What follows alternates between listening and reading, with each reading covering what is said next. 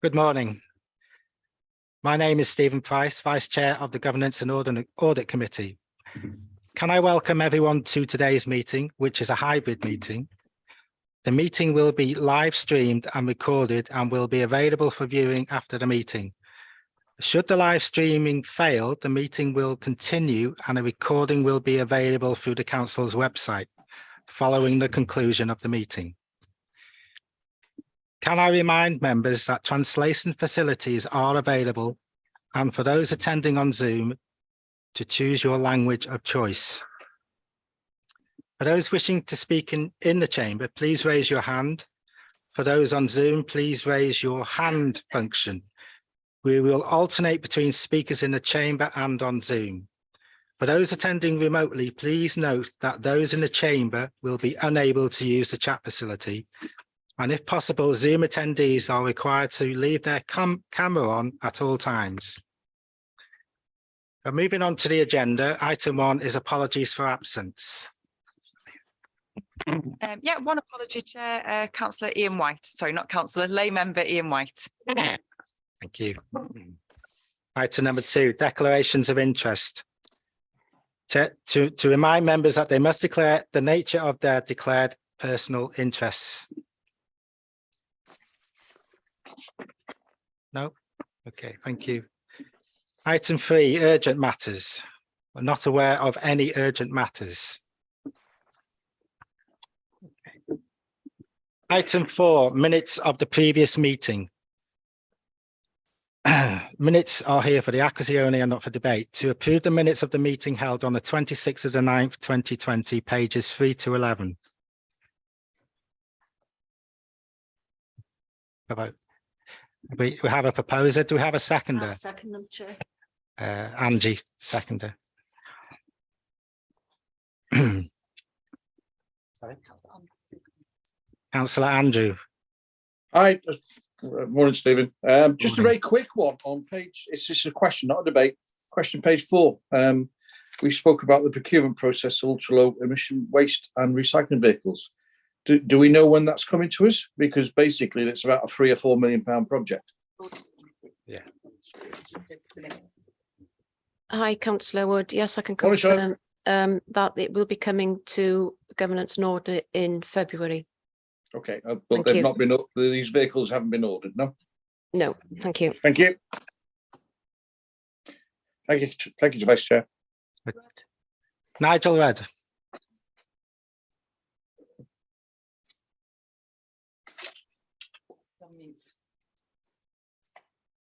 Nigel, you're on mute. Sorry, committee. I was picking up on page 8. The officers were to seek advice from the head of law and democracy on the lay member issue. Just wondered whether there was any feedback from the officers on that. I can answer that.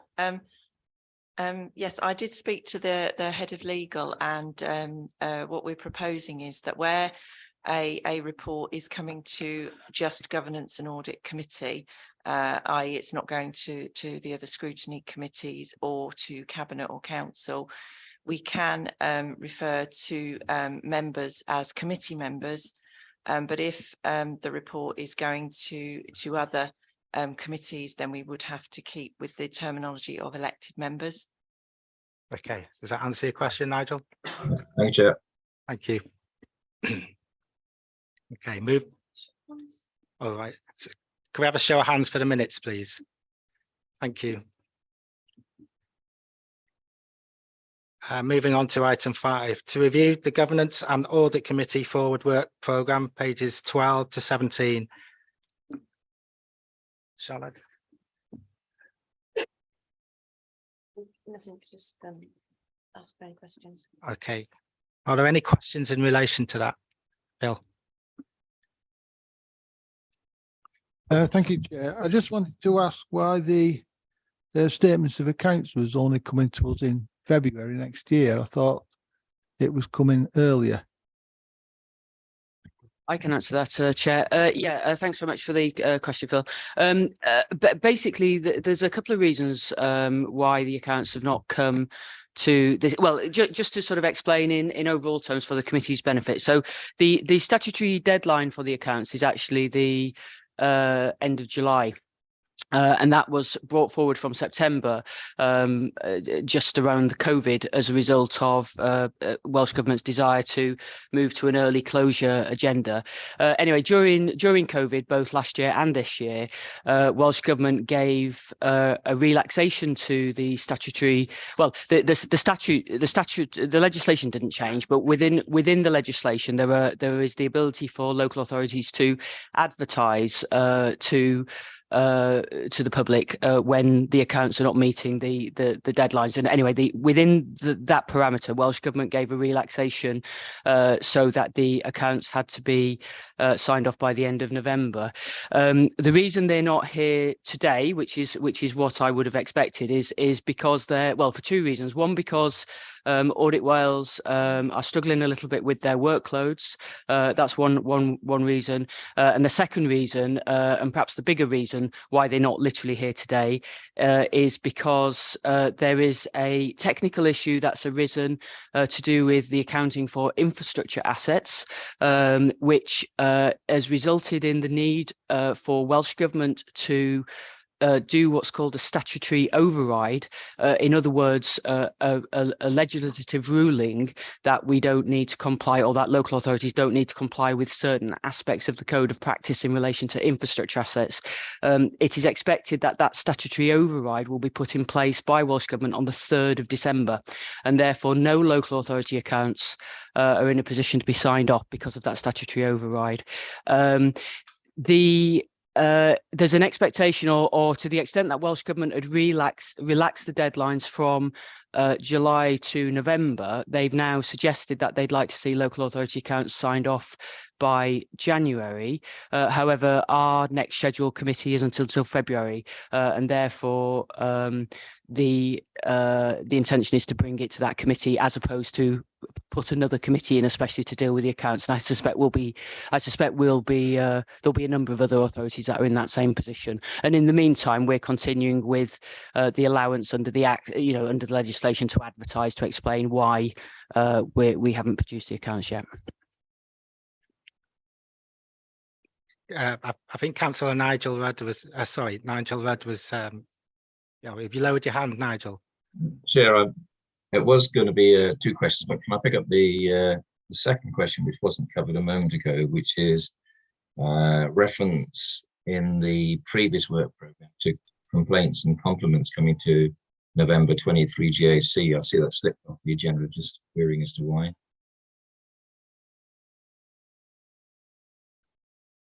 Okay.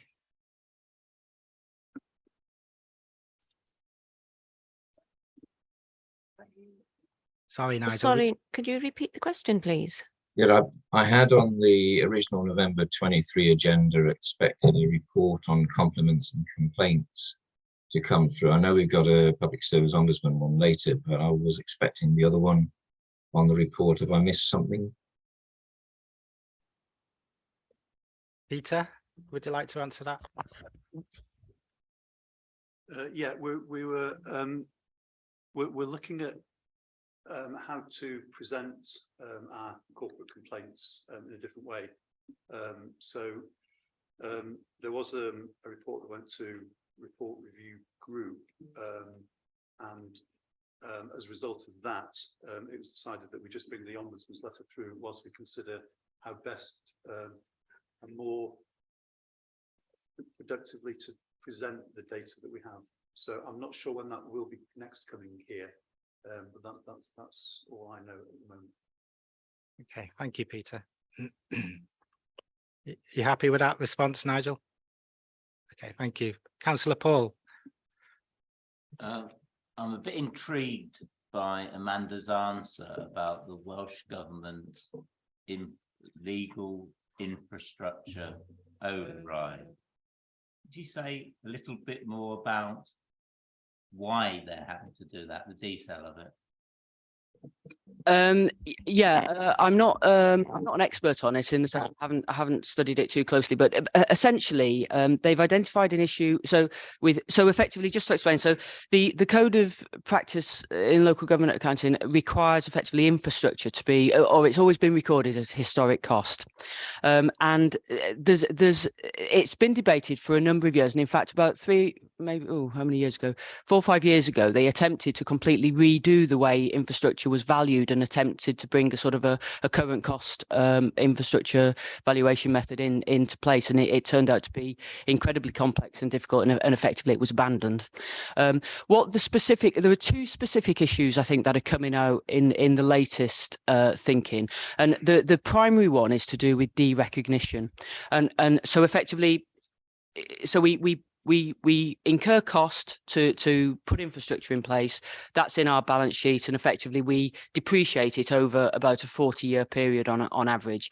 In the circumstance where there might be I don't know, say for argument's sake, some kind of road has been in place and then there's been a new roadway which has led to a small bit of road being abandoned as a result of it, then what effectively has been identified is that bit of road is then not being derecognised. So in other words, it's still being carried in the balance sheet, even though it may no longer be an asset in use.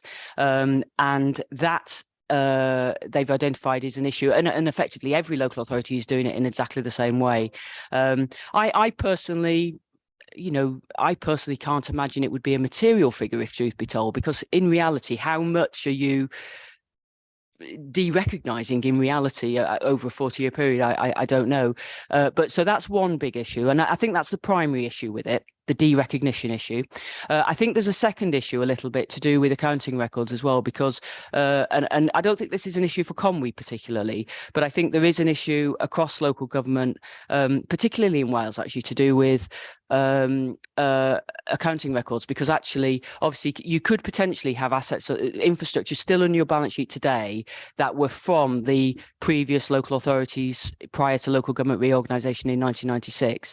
And I think some of the way they disaggregated the assets in 1996 was on percentage share basis between the counties, the way the counties split up, and therefore, as a result of that, the accounting records and the actual invoices and all that kind of stuff are sort of long gone and what have you. So I think I think it's those two issues, but the primary issue is to do with the derecognition. And as I say, if Welsh Government weren't to put the statutory override in place, then it would result in every local authority's accounts in Wales being qualified on that basis. So that's why they put in the statutory override in place. Okay, Paul. Thank you, Paul. Do we have any more questions? Oh, Willem. Yeah, I'd just like to reinforce that what Amanda said is absolutely 100% correct. I mean, this is a problem at all 22 local authorities. The root cause of the problem is something called the SIPFA LAS AAC, Local Authority Accounting Board, a body which I'm not that familiar with, I must admit, but they have yet to decide on a way forward with this issue. So the fault doesn't lie with the Welsh Government or with Audit Wales or with Conwy Council, this peculiar little board of SIPFA, which have yet to come to a collective view about how this should be treated for accounting standards. And this has led to this delay in all 22 councils. It's nothing to do with Conwy and your arrangements or Audit Wales or the Welsh Government. So because this board has taken so long to reach a decision on this technical issue, unfortunately the Welsh Government have been forced to go through having what's called a statutory override, whilst a permanent solution is developed by this SIPFA board. But that is the beginning and end of this delay and nothing else. Thanks. Thank you, Gwilym. Any further questions? No. Can I seek a proposer for the forward work programme? And Angie, Philip, Gareth seconded. Sorry. Okay, can we have a show of hands? Okay, thank you.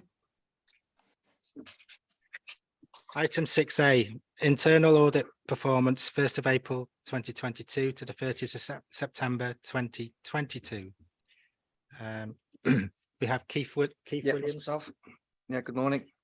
Yeah, this is the internal audit progress and performance report for the first half of the year till the 30th of September.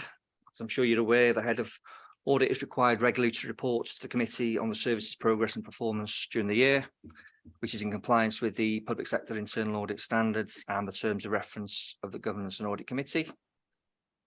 So this report analyses the performance of the service for the first half of the year, and it's supported by appendices A to E.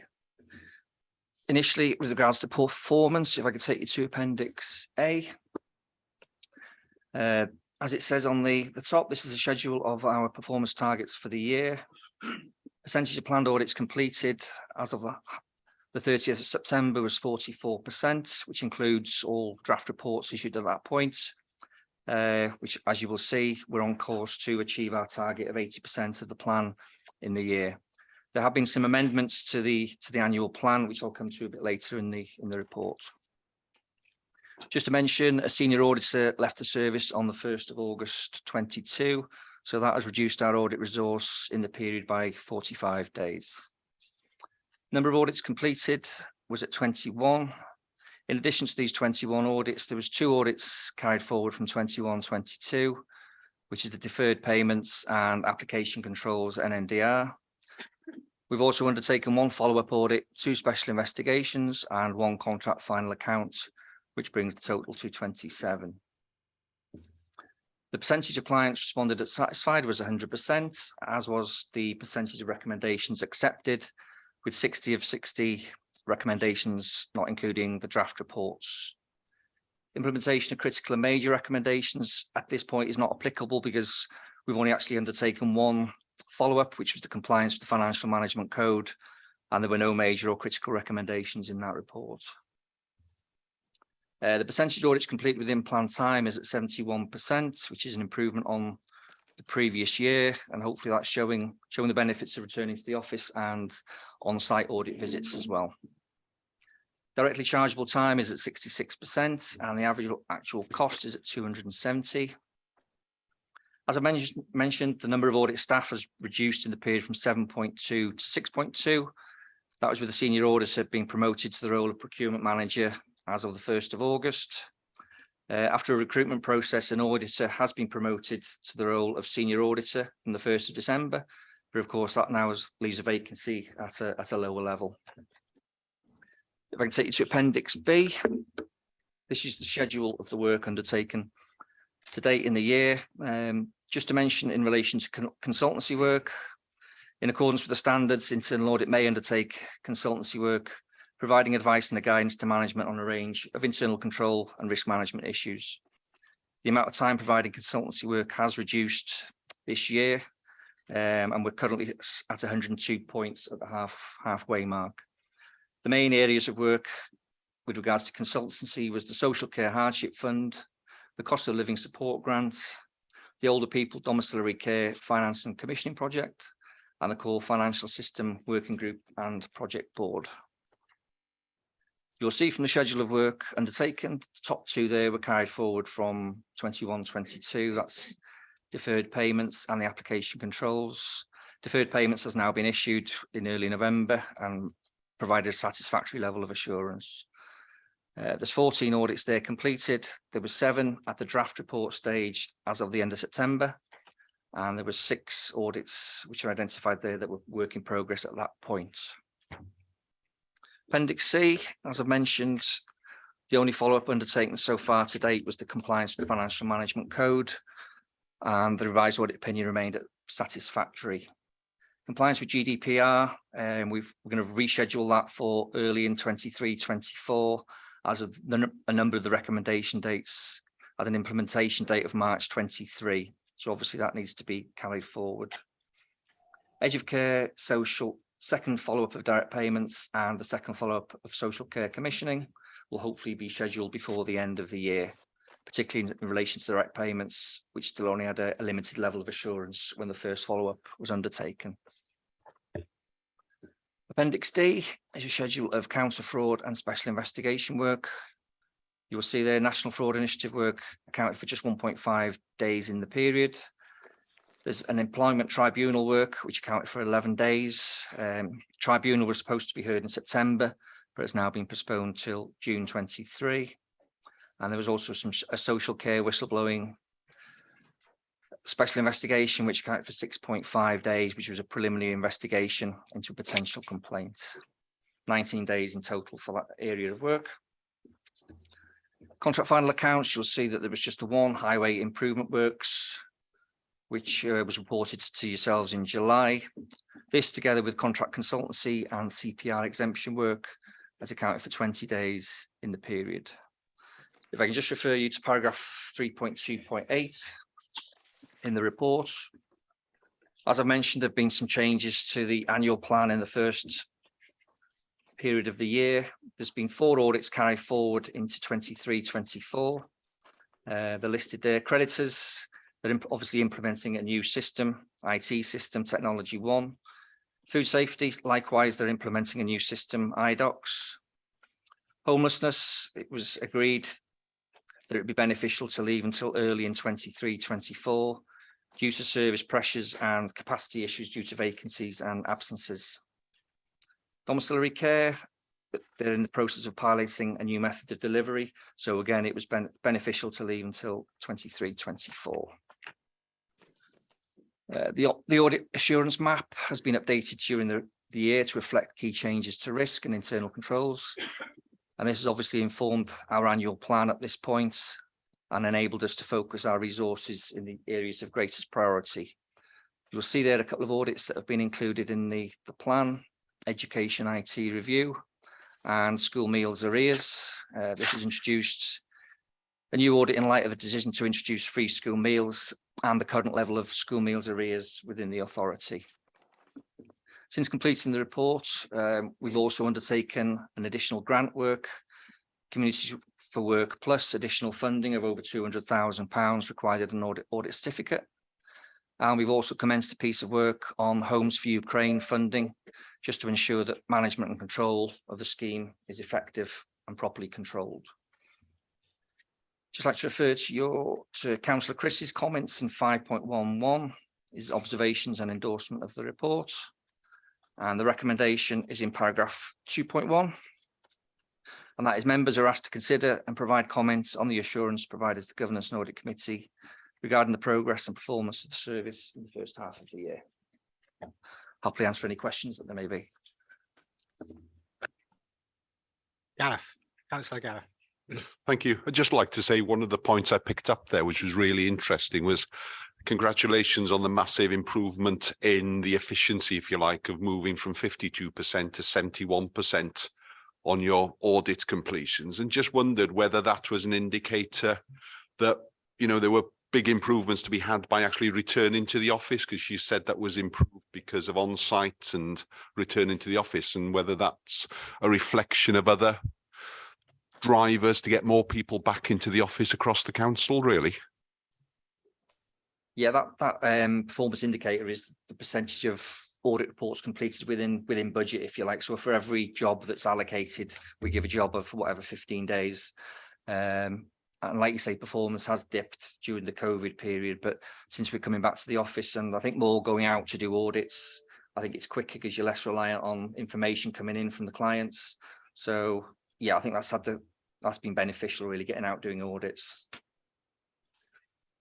Okay, thank you. Councillor Andrew Wood. Thank you, Chair. Just 2 questions, please, for Keith. I might have missed this one because I'm slightly distracted. The second follow-up for direct payments audit, if you can tell me when that's going to be, because it's normally 6 months after the original audit date. And the other thing, it may have been signed off. I've missed a couple of audit meetings, but I can't see anything in the minutes. ERF, stock control and inventory, plant and machinery. We've been going with this in the committee for about 10 years now. Can you just explain to me where I can't see anything about that on there? So has it been signed off? Yeah, initially direct payments hopefully will be scheduled to be undertaken before the end of the year. Like you say, it's still at limited assurance with 7 recommendations. So that will be programmed before the end of the year. And in terms of fleet, they did actually attend audit committee in July and provide a report. So we're going to look at it again. There was 3 recommendations that were major recommendations that were work in progress with the inventory records and stock control. So we are going to programme, hopefully again before the end of the year. We'll just take a relook at those recommendations. But there isn't anything in the forward work programme at the moment for fleet to return. Okay, Keith, why is it not on the schedule of follow-up audits or on the schedule to say that it's still outstanding? Because it's not there, it's vaporised off the list. And you know, and I know that we've had to bring an officer before the new administration, and the new councillors won't realise this, because of ineffectual treatment of the recommendations we've done over the last 10 years. So I'm a bit of a bee in my bonnet about this one, because obviously, you know, we did have that discussion with an officer, which was really good. But that was, you know, previously. Yes, certainly we can request that fleet come back to the next audit committee if that's what members require in February, just to provide an update on where they are with those major recommendations. Yeah, definitely. It definitely needs to go on, please, Keith. And I'm surprised it's been taken off, actually, to be frank. Thank you. Thank you, Andrew. Nigel Rudd. Thank you, Chair. Thank you for the report, Keith. A few questions from me on it. You've obviously undergone several recent audit recruitment exercises. How are you finding the recruitment market for audit staff at the moment? Recruitment. Yep. Thank you, Mr. Rudd. Yes, the recruitment process so far has been surprising. Okay, we had 2 applicants for the role of senior auditor, and we're going to go out with recruitment for the auditor in the new year. So hopefully we'll get a few applicants for that as well. But the applicants have been quite positive. Even with the procurement role, we've had a number of applicants, which has been surprising given the general recruitment issues that we have with the authority. Yeah, through you, Chair, that's positive news in a time when often there's a lot of negative news around in terms of recruitment. So well done on that. Second question from me is on the page 26, I think it is, you've got the 100% response rate in terms of audit. I just wanted to check with how long after the audit is undertaken is that questionnaire or response elicited, please? Yes, thank you. The questionnaire sent out to the auditee with a copy of the draft report. Okay, thank you. The third one from me was on page 22, there is reference to the assurance map. I notice on the forward work programme, there is a training session scheduled for members, but it's not scheduled until July 23. I just wondered if it was possible to look at bringing that in earlier, given the nature of the work being done through GAC. Yes, certainly we can look at bringing forward. I'm just conscious of the agenda items on each meeting up until July, really. But we'll try, if something drops off the agenda, then we can certainly bring it forward. What I was looking at was unfortunately, it was a training session which might not necessarily form part of the main committee and therefore more flexibility around dates. Question. Sorry, can you repeat that? Didn't hear quite catch it. The issue I was talking about was training for GAC members on the assurance map, which I thought you might want to do outside of the main committee meetings, so giving you greater flexibility on dates. Yes, we can look at providing the training half hour before the Governance and Audit Committee meeting itself. Okay. The final one for me, which was a matter which I raised with Keith upon receipt of the CC grants report. I think Councillor Paul also picked this up. We had a response, Keith, that suggested that that would be coming in to the November meeting of GAC. I can't see it on the agenda unless I've missed something. Can you perhaps give us a heads up on where we are on that? Sorry, can you repeat the question, please, Nigel? Yeah, We're having difficulties hearing you today. Sorry. Okay. Keith, it's a follow-up to a question which was raised outside of the cycle, which I think Councillor Paul also raised in relation to CC. And there was an expectation in the response from you that that report might go to the November GAC meeting. An update on that would be helpful, please. Sorry, I'm not catching the report that you're referring to there. Just give me a moment, Keith.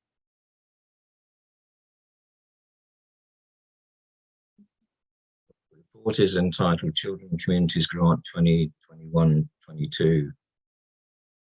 Audit review of the action plan that goes with that. And the final report was issued in October 2022. Children and Communities Grant 2021/22 governance final report. Okay. Have you heard Apologies, that, Keith? Nigel. We're having a lot of difficulties hearing you. I wonder if you could either turn your camera off or put the question in the chat function. Okay, I will switch the camera off because I'm getting buzzes at this end as well. So Thank you. okay.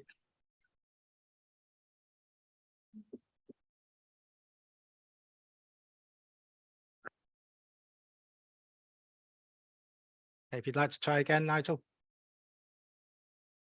Can you hear me, Keith? Yes.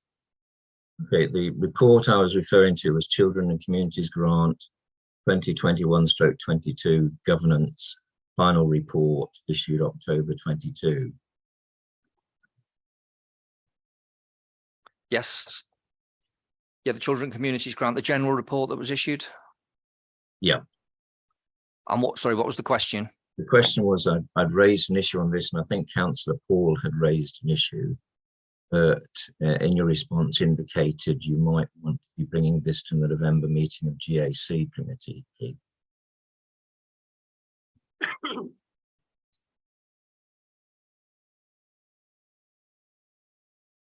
Yeah, it was just a timing issue that it wasn't completed in time to come to this committee. So, in my expectation is you bring it to the next meeting, Keith? Yes, that's right, in February. Right, thank you, Keith. Okay. Thank you, Nigel, for being patient. Councillor Andrew, is that a legacy hand or do you need to ask another question? Okay, thank you. Councillor Paul. Yeah, just a small question, I hope. I noted your summary of special investigations, Appendix D, and there were 6.5 days of staff time dealing with the preliminary investigation into potential whistleblowing complaint. Did that preliminary investigation resolve the whistleblowing complaint, or are we likely to have to use further officers' time on that matter? Thank you, Councillor Lecoq. The preliminary investigation was to establish whether or not there was a whistleblowing complaint. The member of staff who made the allegations is currently off on long-term sick and refused to answer the questions to clarify the queries. So we're still stuck in limbo, waiting for him to come back to work or not. Thank you. Okay. Thank you, Councillor Paul. Any further questions? David. Hi. I noticed the creditors have been carried forward to next year. I was just wondering whether auditors had any input into the new IT system for creditors, given it's a key system. Yes, as head of service, excuse me, as head of service, I'm on the project board and we've got a couple of members of staff on the working groups as well. Thank you. Any further questions? No. In that case, can I ask our proposer that we propose that this is noted, and any seconders? Thank you, Paul. Councillor Angie, thank you, seconded. Can we have a show of hands, please? Thank you. Okay, thank you. Moving on to item 7A, corporate risk register and corporate issues register. Amanda, I believe you're, sorry, Amanda. Morning, Thank you. everybody. For inviting me to present this to you today. So the report starts on page 31. This report and the reviewed and updated risks. Chair, I can't hear the lady, please. Can you ask her to bring the microphone forwards? Can you hear me now? That's fine, thank you. Great stuff. So this report, which starts on page 31, brings to the committee today the recently reviewed and updated registers in relation to our corporate issues and our corporate risks. This report and the updates have already been scrutinised at Finance and Resources scrutiny, with some recommendations made to Cabinet, and it went to Cabinet as well in October, and Cabinet have supported the changes which actually start on page 33. So I'll just talk you through the process in terms of our regular review of our corporate risks and our corporate issues.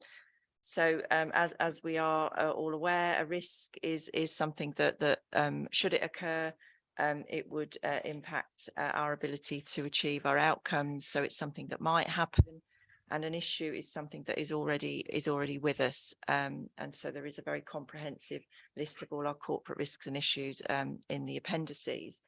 And the process that we follow, I hope you'll agree, is a very robust process. Risks and issues are assigned to services to manage day to day, and risks and issues are regularly reviewed. It is part of ongoing service delivery that services actually keep these under regular review. It is part of service delivery and the performance management approach that we follow. In addition to the ongoing review by services, twice a year, services prepare that information and present it to elected members and strategic directors as part of the service performance review process, in addition to reporting progress against objectives in terms of service plans and corporate plan outcomes. So the process in terms of risk and issue management is ongoing in terms of review, and there is a formal review every 6 months. In addition to the service performance reviews, where further challenge is invited from elected members and our senior leadership team, there is also a corporate risk and issues group, which is attended by our strategic leadership team, cabinet member for democracy and governance, and the leader. So there is further scrutiny and challenge there as part of that ongoing review. We are also very proactive in that we invite Audit Wales to challenge our risk and issue registers, providing us with further challenge and further assurance that the processes that we are following are robust and we are managing our risks and our issues effectively. So, and in addition to that, under paragraph 3.4, which is on page 32, it gives you a list there of the areas where our risks and issues are monitored, are challenged, in addition to the scrutiny functions and then obviously going to Cabinet. So today I'm here to hopefully provide you with assurance that the process for reviewing our risks and issues and keeping them updated is appropriate.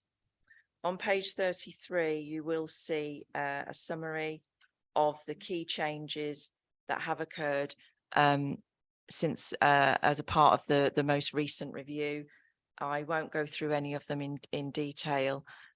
These have been scrutinised by Finance and Resources scrutiny, and some changes recommended, which we are reviewing as part of the ongoing review.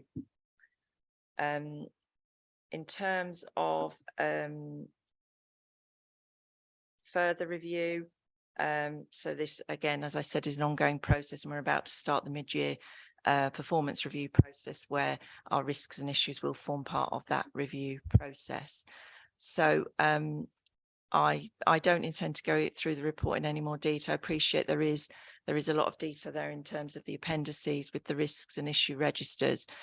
But just to further reassure committee members that in addition to this process, what my team also do is we quality assure the content of the risk and issue registers. So we look at where there are controls in place, where there are further actions identified. We do actually work with the services to ensure that those are that they make sense, that they are adequate in terms of control.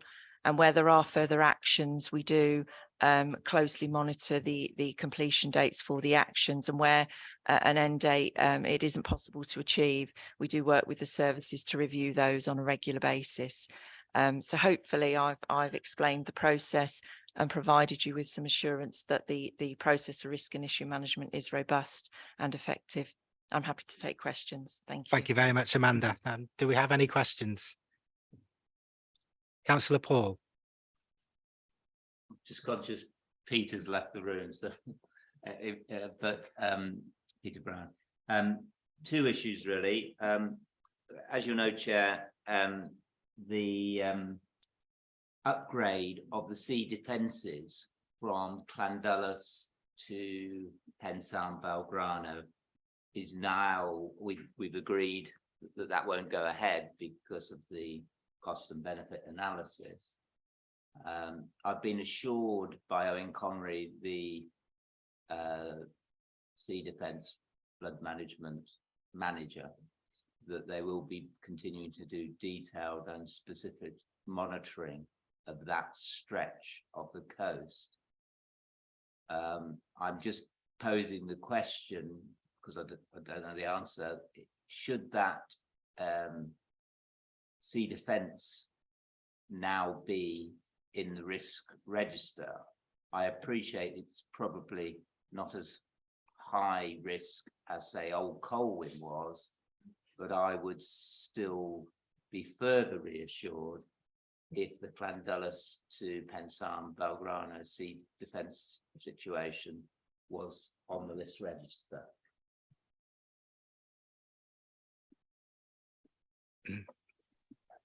Thank you, Councillor Paul. That is something that we can discuss with the service, and then it would then be discussed at the service performance review as to whether that would be deemed a service risk or a corporate risk. So that is a discussion that will happen as part of the next round of performance reviews and risk reviews. Thank you. You may give me the same answer to this second issue, if I can raise it, which is the issue of homelessness. And I see a specific risk because we are now having to place Conway homeless people in bed and breakfast accommodation out with the authorities' boundaries because of capacity issues.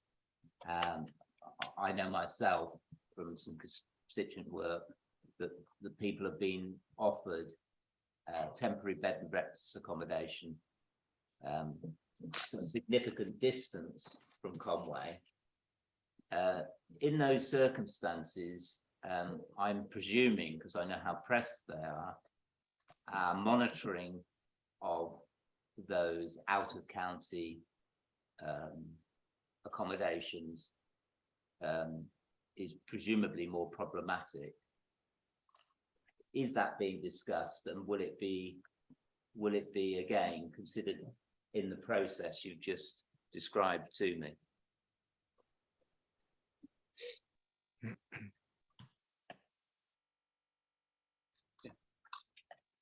Sorry, I came in halfway through that, Councillor, but I think I've got the gist. I'm actually don't have figures as to how many households we are placing out of county. I can certainly get that information.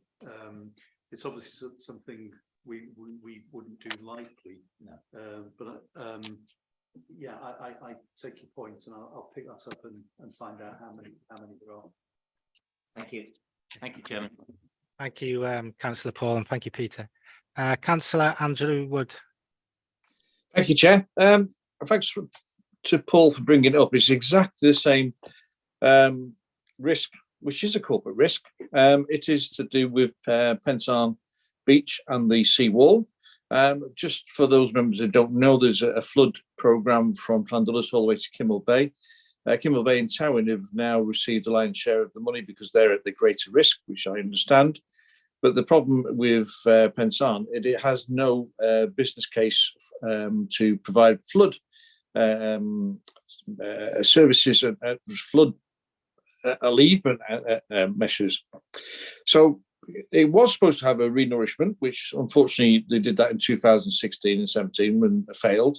And then they were going to build a 1.8 metre wall, which they've taken the money away from. And now they're thinking about extending the actual seawall's undermined. It's been concreted and steel pile driven for over 30 or 40 metres in 2019. This needs to go on the risk register because Owen Conroy is assured as he will do a business case, but I'm not assured, to be honest. It needs to go on there. It is a problem. There used to be a 40 or 50 metre beach there. Now the water goes across and hits the sea wall. It's not a life and limb property area. It's obviously just, but it is an A55 and Holyhead to London Railway one. So I would definitely want it. Please minute it from this meeting. I feel quite passionate about this, but it should be on the corporate risk regime because it's a risk. Simple. Thank you. Thanks, Chair. Can I make sure it's minuted, please? Thank you, Councillor Andrew. Councillor Mike. Thank you, Chair. I think the proper process would be for that to come from the service, whether it be via SPR or whether it come through audit, and not this forum. Forgive me if I'm wrong with that. That would be the correct way for it to come through. So, SPR... Mike, I'm not assured. Mike, I'm not assured that the service would take it forward. So taking the money away from that thing. So I will be guided. You must send me an email. I'll do it in the direction you want to. But I'm not assured at all that it will go forward in the closest and nearest term. My job is to do this. Yeah, I understand that, Andrew, and then you can do that through the due process, which will be via the service performance review, which will feed into this. Okay, thank you, Mike. I mean, just to reassure Andrew, I'm sure Andrew and myself can effectively bring that through that process. Yeah, I was ignorant about the due process, and Amanda's reassured me about how we do it, so that's fine. Thank you, Paul. Nigel Rudd, sorry, I'll do Nigel first and then you, Chris. Nigel. Thank you, Chair. This time, the issue I want to pick up on firstly is on CI11, CI13, CI15, CI16. A consistent theme is about staffing capacity, staff retention, whether it's the care sector or elsewhere, and the pressures on services and the council as a result of this. Particularly mindful of the substantial challenge presented in the social care and health sectors at the moment. I just would value an update from officers as to where the council is in terms of dealing corporately with staffing, recruitment and retention. And secondly, whether and how any promotion of the achievement of national terms and conditions is being pursued, particularly in relation to social care, along the lines that's been achieved in education. That's the first question, please, Chair. Did you get that? I'm afraid I didn't catch okay. that. It's Nigel, really we appear to be having some major issues with your questions. We simply cannot hear them properly. So I wonder if I give you the opportunity just to try once more. Yep, Chair. Can you hear me at the moment? I can, yes. Can the officers hear? Yes. It's because it's probably heading in Amanda's direction. Yeah. Amanda, on CI 11, CI 13, CI 15 and CI 16, a consistent underlying theme is capacity in terms of staffing and the ability and the pressures on services as a result of difficulties in recruitment and retention. We keep losing you, Nigel. I think, if I may answer, I think I've got sorry. In terms of capacity, yeah, there's various responses really. In terms of capacity to undertake environmental enforcement, that relates to the budget decisions in terms of where we're focusing our capacity, and it also relates to recruitment as well. So environmental enforcement capacity, if I'm right, was addressed by a business case, wasn't it, Peter, in terms of some additional staffing support? Am I right? There's a plan around applying to the fund. Right, okay. So we're exploring funding to assist with environmental enforcement.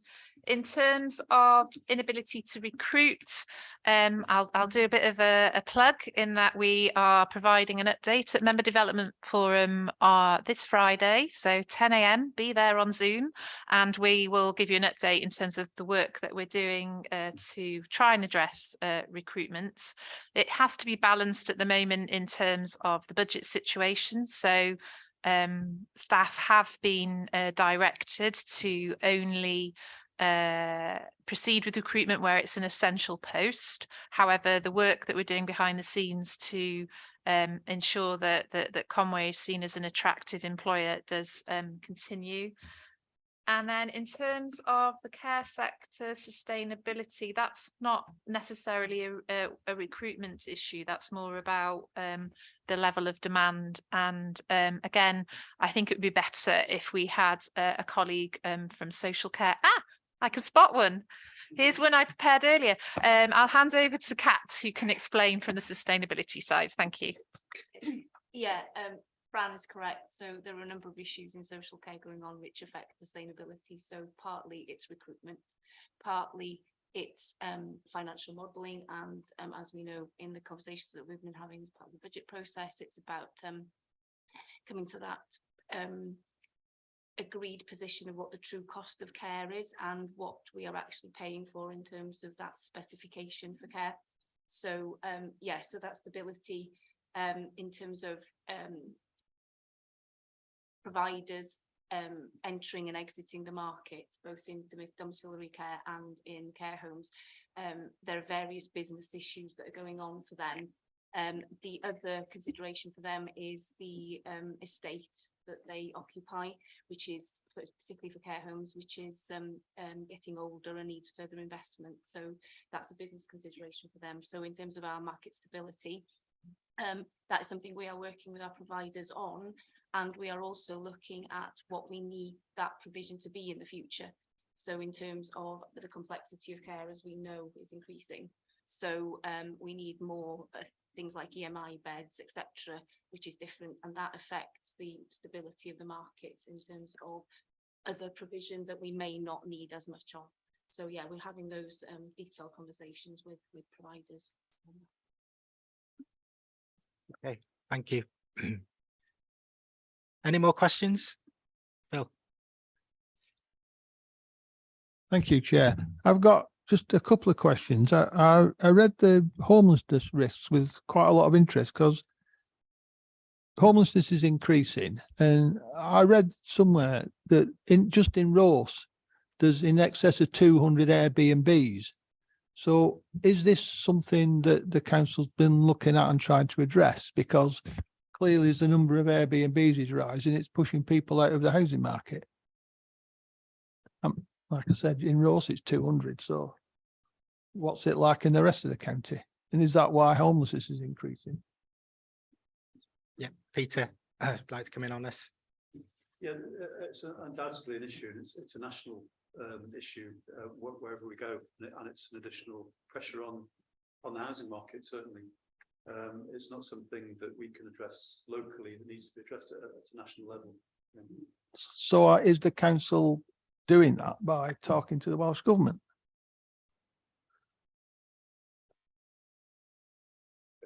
Yes. I understand the deputy leader and cabinet member for housing is having conversations with Welsh Government.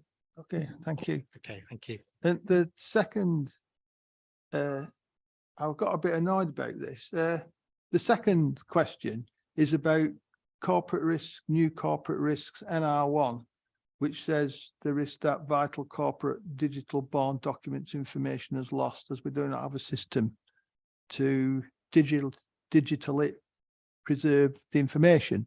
Now, I've been retired about 7 years. We started WorkWise 2 years before I retired. And I can remember myself and the other finance accountancy manager complaining that we'd got to digitize. We weren't allowed to archive our financial records. And I think there's probably more important ones in social services, and but I don't know about their situation. We weren't allowed to keep paper records. It all had to be digitized. And we were assured, that's 9 years ago, that there would be a system to preserve the records, to make sure nothing was lost. So it's taken you 9 years to decide you haven't got a system and you might lose some records. Now, it doesn't sound like somebody's picked up that particular piece of work and done anything with it. So what have we lost in 9 years, if anything? Okay, Fran? Yeah, just to reassure you, Phil, it's not as it reads. It's not that we've not done anything about this. It's just that the pace of change is so significant. It's that concern that what we've digitally preserved now, and taking back the analogy, when we used to put things on floppy disk or on a hard drive, the pace of change is such that we need to ensure that we future-proofed it in terms of a system that as we know, software and moves on and things get decommissioned. That's the issue here. It's not that we haven't been digitizing. It's just how do we ensure that what we preserve now is readable in whatever the future holds in 100 years in terms of how we access things. Okay. Okay, thank you. Any other questions? Councillor Chris. Thank you, Chair Stephen. Just to go back to the service performance reviews, the elected members here should have had the timetable of this round because it's starting tomorrow at 11 o'clock. We've got the Law and Governance service performance review tomorrow. If any members not had the timetable, if they could contact Amanda and Hannah can send it on to them again. Yeah, thank you. Thank you, Chris. I just have one question myself, Amanda. Is there scope to see more detail on issues and target dates, target date changes and any potential trends in the risk assessments? Thank you, Stephen. Yes, I mean, we do track the changes. So if an end date for a particular action changes, then we do track that. If that is something the committee would like to see, then we do have that information available. If you believe it would add value to help you in terms of auditing the process. Okay, thank you. Do we have any more questions? No. Okay, can I ask for a proposer that we approve the recommendations? Gareth? And Paul is seconded. Thank you. Have a show of hands, please.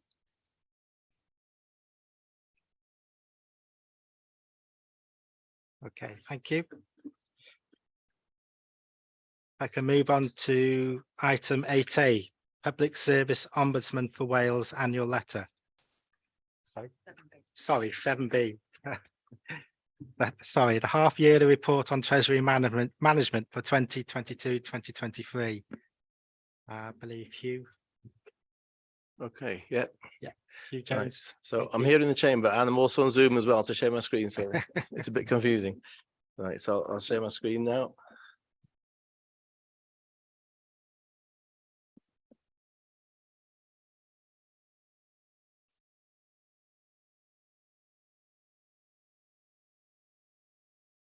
Can everyone see that on Zoom?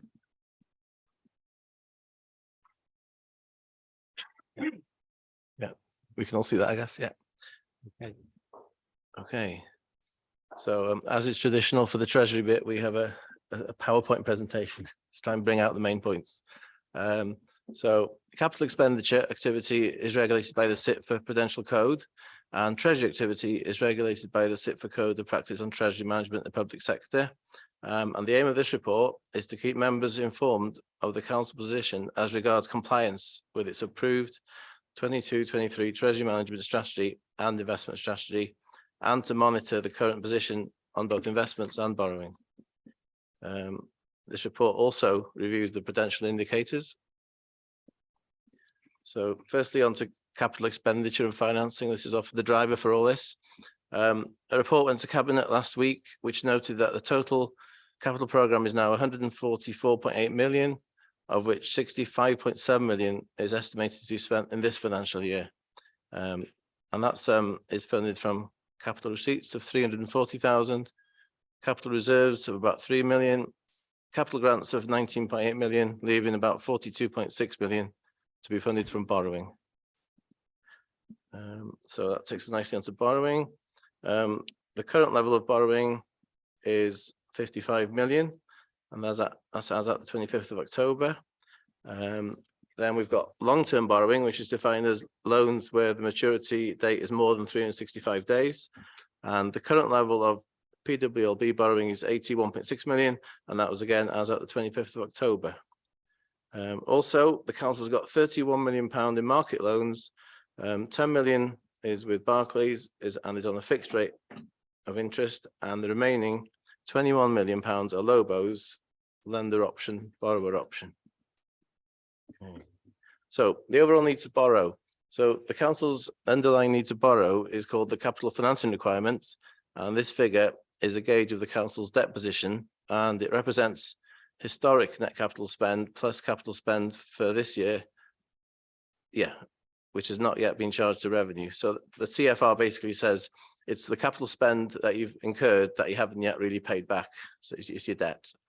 And for 22-23, the CFR has decreased from 274.9 down to 259.2.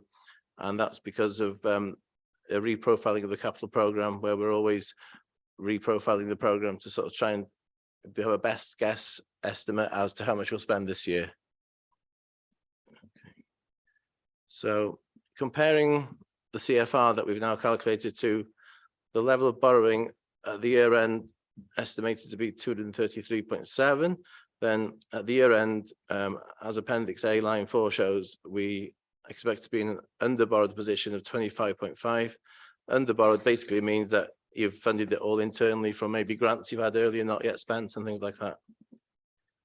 Right, so investments next. Our investments are up to 364 days, and the current level is between 23 and 60 million. The level obviously varies throughout the month, and the equivalent figures for last year were 11 million and 40 million. We do have to maintain investment balances of at least 10 million so that we can meet the MiFID II criteria of remaining as a professional investor and not a retail investor. That gives you access to better rates and things. Okay, I think in the last meeting there were some questions about the Treasury advisors and about benchmarking. So to start with the Treasury advisors, we've been with Arlene Close since 2013-14, following a procurement exercise, and in accordance with that contract and under the council's procurement rules, the contract has been extended earlier this year for a further 3 years. So we're with Arlene Close now until the end of April 2025. And they've provided in Appendix B some economic background and outlook for the remainder of this year. Then there was the investment benchmarking we was asked about in the last meeting, and we've included in Appendix C some investment benchmarking information that we received from Arlene Close, and that was as at the end of September. I'll go through that in a minute, not for long, don't worry. And so the recommendations are that we note the current Treasury position carried out in accordance with the Council's Treasury Management Strategy and Investment Strategy, and we approve the revised prudential indicators at Appendix A. So before we do the questions. Can maybe Sally stop me from sharing, and then I'll try and share now my little spreadsheet, which is Appendix C. I'll just quickly, in the briefing meeting we had a couple of weeks ago, I was asked just to quickly explain what the different indicators mean. Okay.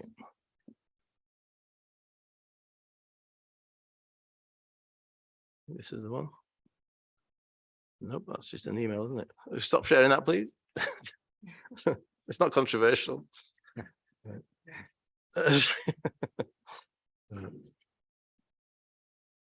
So where is my?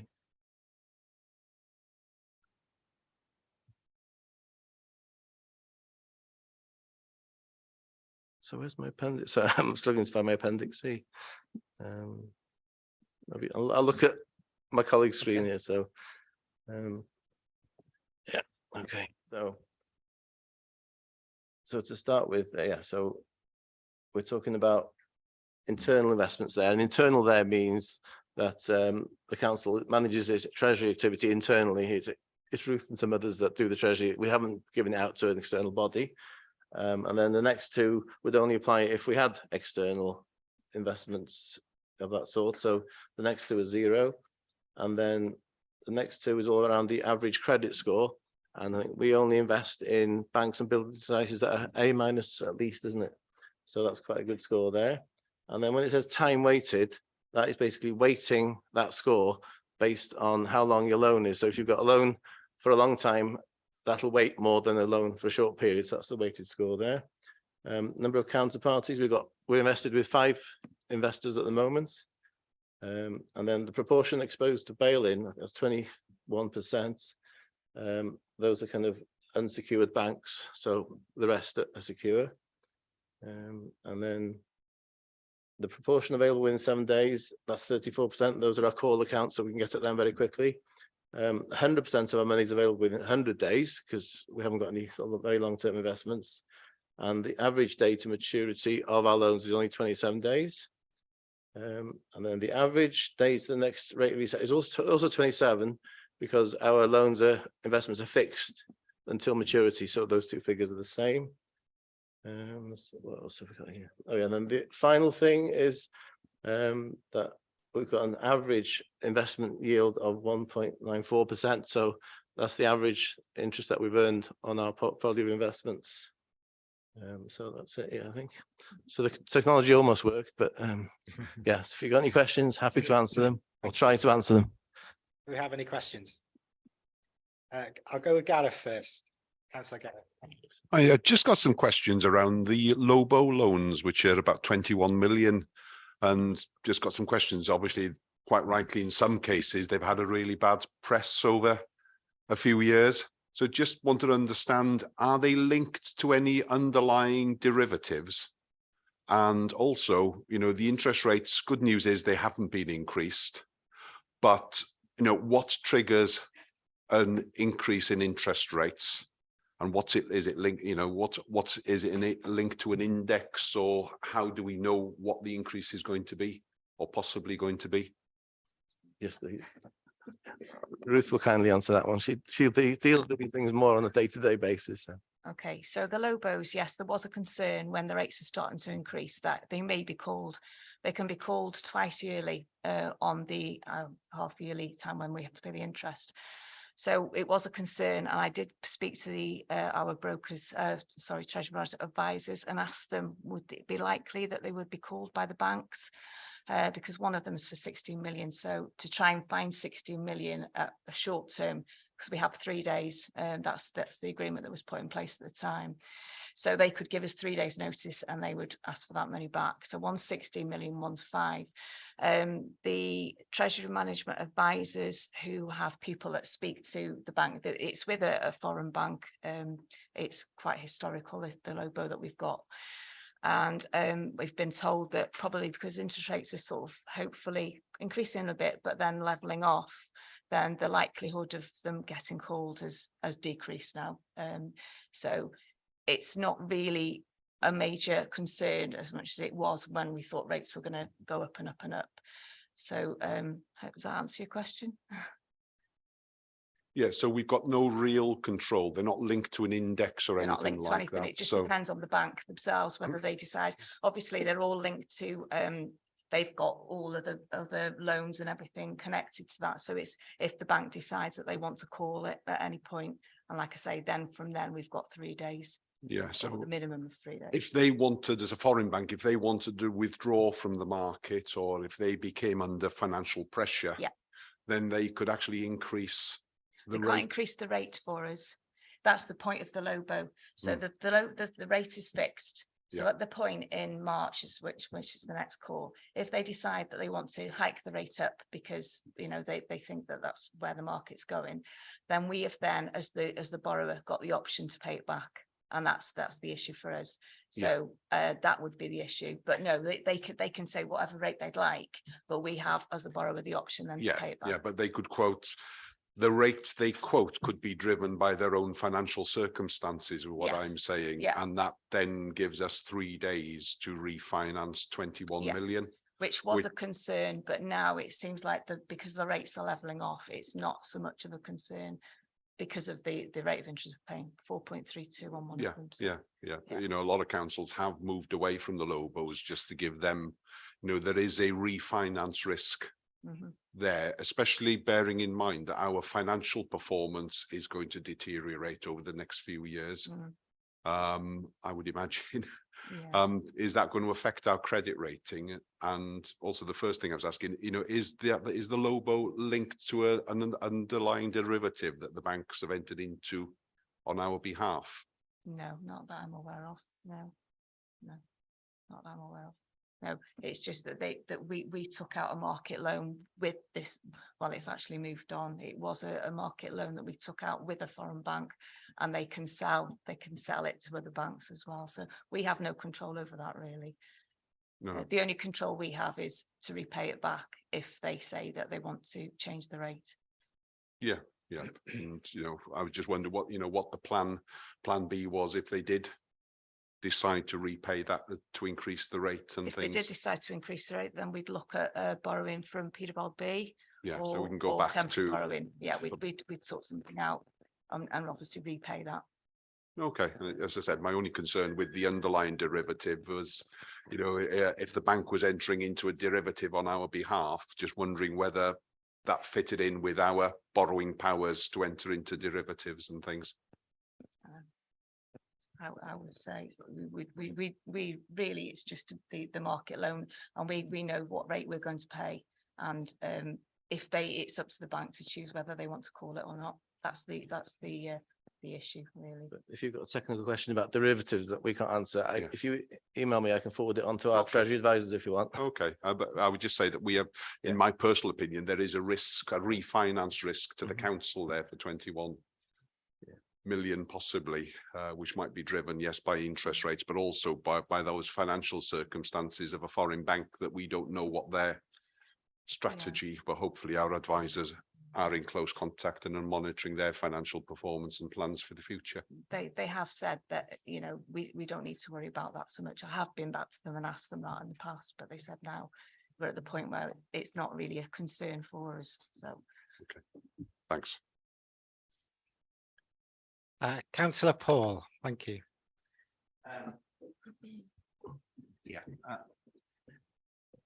I might just do a follow-up question on that. I wasn't expecting to do that. In a different life, in another financial crisis, with another local authority,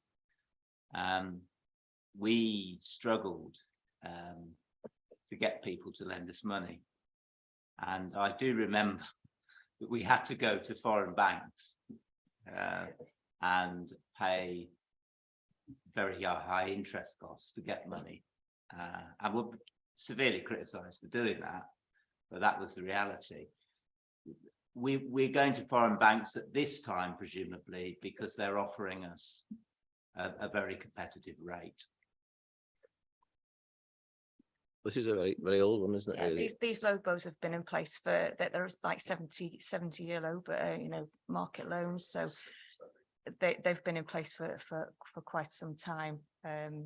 We don't currently borrow from foreign banks, do we? No, not currently. No. Okay, I mean, just checking. Two other questions. Thank you for the information, Hugh. Your financial advisors. Can I just doubly check? In April, when you increased their contract by another 3 years, did that go out to tender in April? What my understanding is, it was a request for quotes, and we only got one quote. Right. So explain to me the difference between requesting quotes and the full tender process. Have we got a procurement expert here? I think, John, I'm sure may well correct me, but I believe the value of the contract would have been below our requirement to do tenders. Effectively, in accordance with our procurement rules, we're allowed to go out for quotes below a certain value. It's a quite a low value contract, so we sought quotes. And Arling Close was the only one that tendered with us anyway, and on the basis that we were satisfied with the service we were getting from them, and they were the only ones that were quoting, and it was competitive, we, in accordance with the terms of the contract, extended it. Thank you, Amanda. That's helpful. And just on the benchmarking exercise, if you look at the 3 pie charts on Appendix C,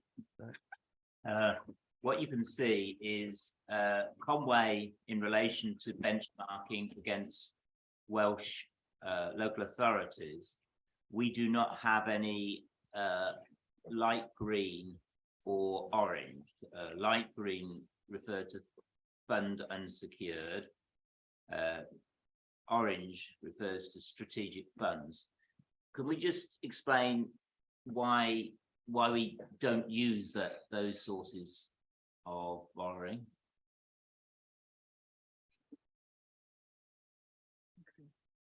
So we don't use fund unsecured. We've only got the banks, so we've got call accounts. So they're the funds that are unsecured because we're exposed to the risk of bail-in. We don't have an awful lot. You can see it's only 21% of it. The other, the orange, is that the corporate Strategic funds. Or is it the strategic funds? No, I'm just really asking you to explain your thinking between our borrowing policies and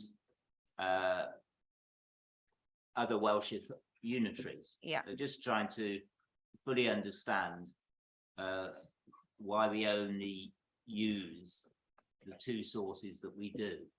Yeah, so we generally, if we've got investments, we would invest with other local authorities or the debt management office, because that's government. So it's if you noticed on the security, our credit scoring is AA minus. So that's telling us that we are investing in banks, good quality banks, and the DMO, which is obviously the government.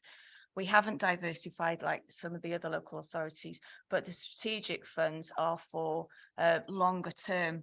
So we've only been doing a 364-day, maximum of 364-day investments. So because we haven't had, if you notice the internal investments, they've got 64.9 million. So they've got a lot more money to be diversifying their funds. We've got 23.9.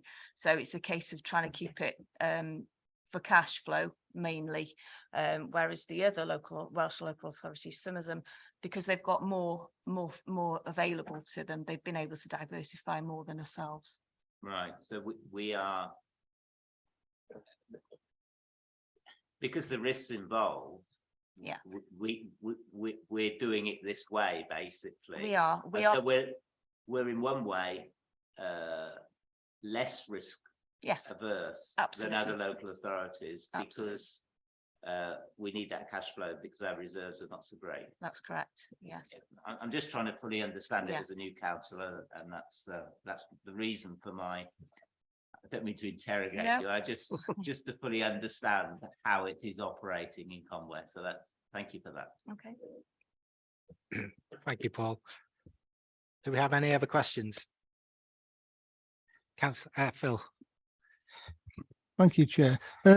there's on page 133, there's a revised capital programme. I'm not quite sure what the 11 million's for. It says levelling up capital variation, but it's not explained in the report, so I wasn't quite sure what that meant. I can answer that, Phil. Yeah, what that's to do with was effectively when the capital programme was first put in place for 22-23, we were anticipating that we would make 3 levelling up bids under the levelling up fund, and one of those bids was a shared bid between Denbighshire and Conwy. Partway through the process, and effectively they were £20 million bids, so effectively therefore it's 10 million for us, 10 million for Denbighshire. Partway through the levelling up grant process, they actually changed the criteria to allow Conwy to apply for 20 million and Denbighshire to apply for 20 million within that parliamentary constituency. So therefore our levelling up bid was increased from 10 million to 20 million. So a report went to council seeking a revision to the capital programme to add in that extra 10 million, bearing in mind 90% of it is from levelling up grant money, so it was only actually another million for us borrowing wise to 10 million altogether. So effectively it was a capital variation following the change in the levelling up rules. Thanks. Okay, thank you, Amanda. Any other questions? Mike, Councillor Mike.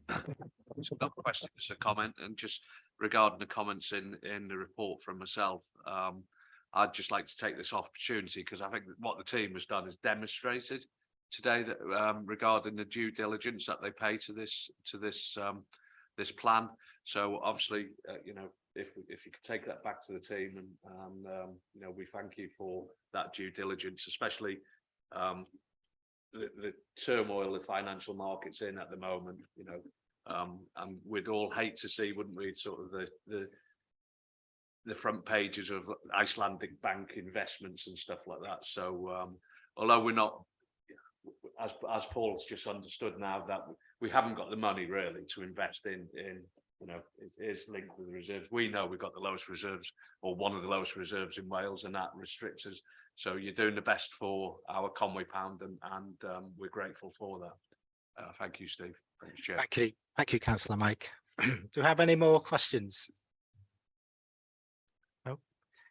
Okay, can I seek a proposal that we approve the recommendations? Yeah. Councillor Paul and Councillor Mike is seconded. Can we have a show of hands, please? Okay, let's carry it. Okay, moving on to item 8A, Public Services Ombudsman for Wales Annual Letter. Peter. Thank you, Chair. Yeah, this is simply a report introducing the annual letter from the Public Services Ombudsman for Wales, which is dated August of this year. This is something that comes to the council once a year.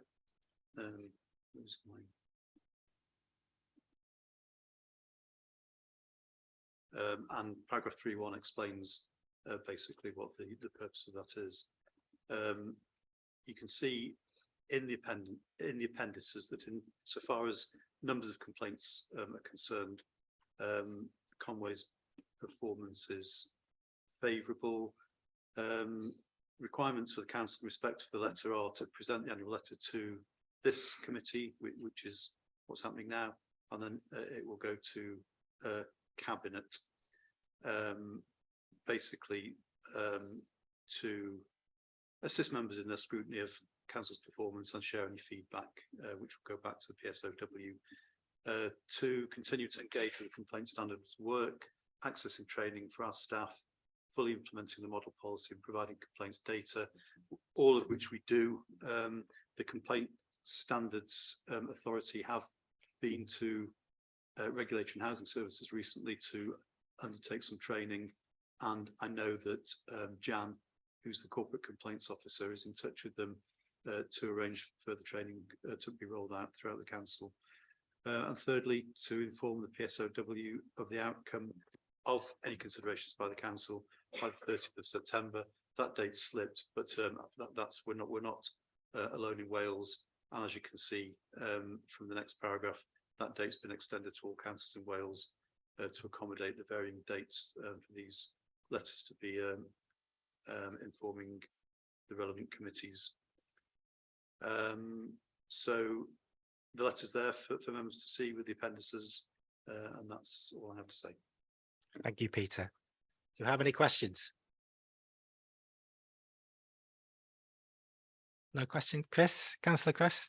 Yeah, thank you, Chair. If you can indulge me, as this is the last item on the agenda, just before people sort of start leaving the meeting and everything, Chair, I would like to just point out that Mike Holstead is here attending the meeting this morning as Head of Audit and Procurement, and it is his last meeting before he retires on the 31st of December.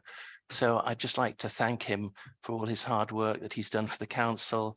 I've known him do all sorts of things in his effective work for us, and I don't want his last meeting to go without a personal thanks from me and also from all of us here. Thank you, Chair. Thank you very much, Councillor Chris. Charlotte, do you want to make a comment? Mike? I'd just like to thank Mike for the support over the years and wish him all the very best in his retirement and future wealth, happiness. Thank you. Thanks, Chair, and thank you, Chris, for introducing this bit of news. I've been sat here reflecting on past audit committees and all the members I've known. There's one or two on the telly there that I've known for a while. One or two new ones who I don't know and don't know me. But that's the way of the world that we live in. I think just as a bit of information, if you like, when I started my local government career in 1978, the mortgage rate was 9.75%. When I bought my first house, it was 15%. My salary when I started was about £1,056 per year, which puts it into context. But a little bit, you know, obviously I've been here at Conway since reorganisation in '96. It's been interesting, it's been varied, it's been a challenge, it's been rewarding, it's been all of the good things and some of the bad things that people experience in their careers, and I wouldn't change a minute of it.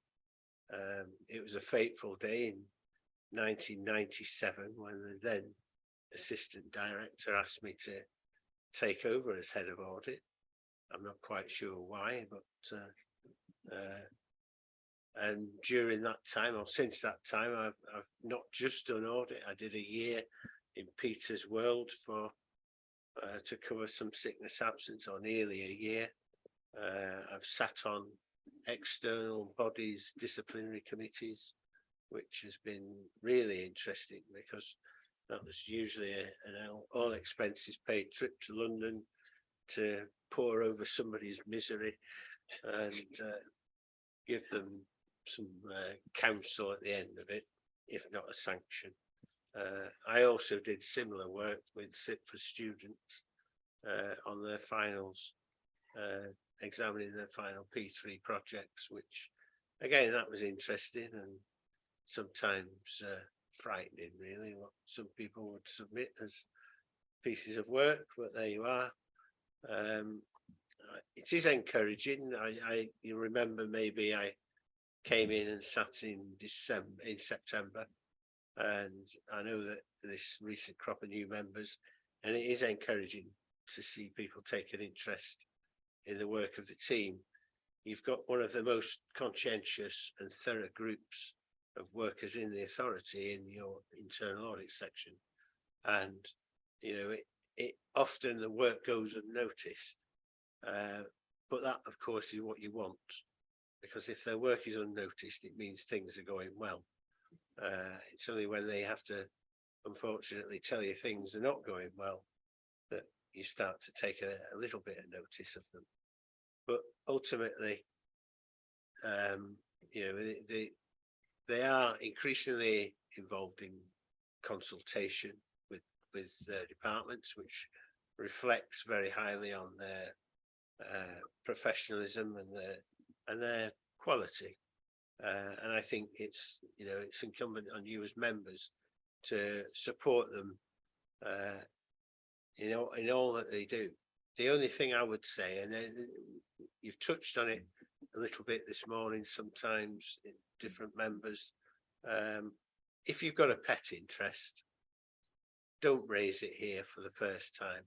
Raise it with the relevant head of service, because I know, and Sinead knows, is probably finding out more and more, that to try and deal with the questions that sometimes get raised in the audit committee, and I understand perfectly well why it happens and why members believe it's the appropriate thing to do.